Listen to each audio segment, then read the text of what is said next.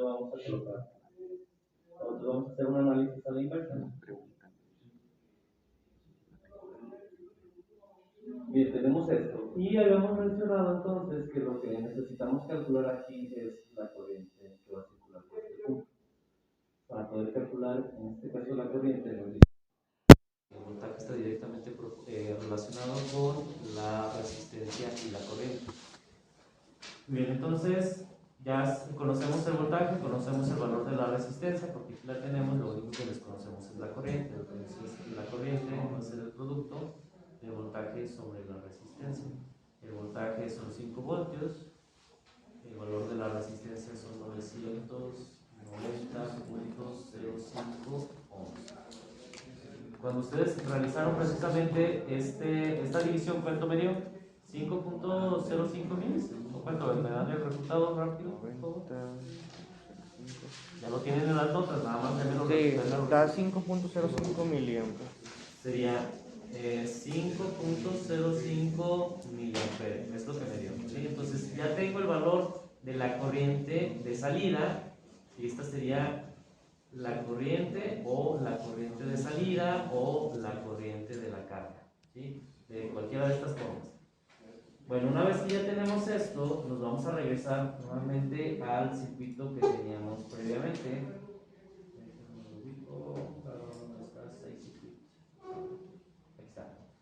Entonces, el circuito previo es este. Por eso es muy conveniente que nosotros enumeremos cada uno de los circuitos equivalentes que estamos realizando. Ok, entonces vamos a colocar el siguiente circuito y vamos a ver cuáles son los cálculos que necesitamos realizar en este punto.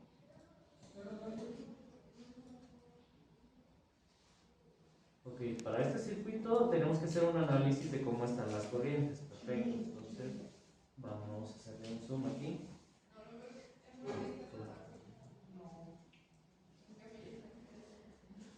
Voy a tomar en este caso el color rojo y yo voy a decir, ok, esta es la corriente que tiene total el circuito, que se llama I.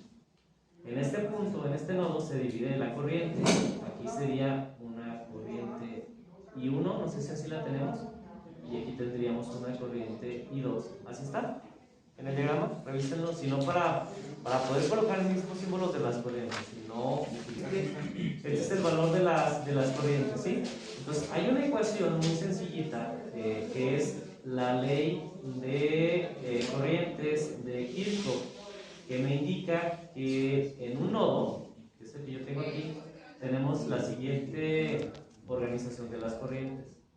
Una entra y dos salen. Las corrientes que entran con respecto a las corrientes que salen, nosotros vamos a etiquetarlas de la siguiente forma. Esto es muy importante para poder lograr entender la teoría. En un nodo, toda corriente que entra se pone con signo negativo.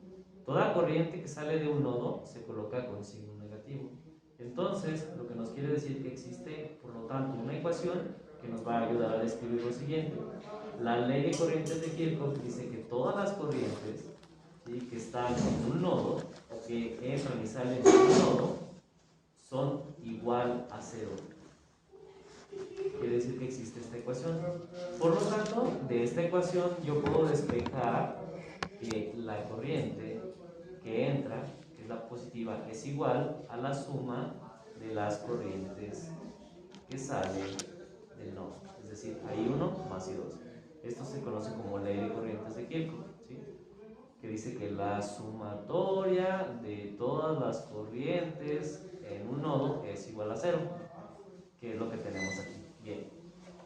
Una vez que ya tenemos esto, pues es muy fácil. Tenemos que calcular cuál sería el valor de la corriente I1 y cuál sería el valor de la corriente I2. Y aquí tenemos algo interesante.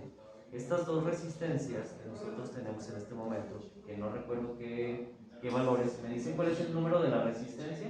Si es resistencia equivalente, porque necesito conocerla. ¿Esta qué número tiene o qué nombre tiene? Necesito los nombres, si no, no puedo continuar con el cálculo. La 3 y la 4. ¿El resistencia equivalente qué? 2. ¿Y la resistencia equivalente a 3, verdad? Sí. Ok.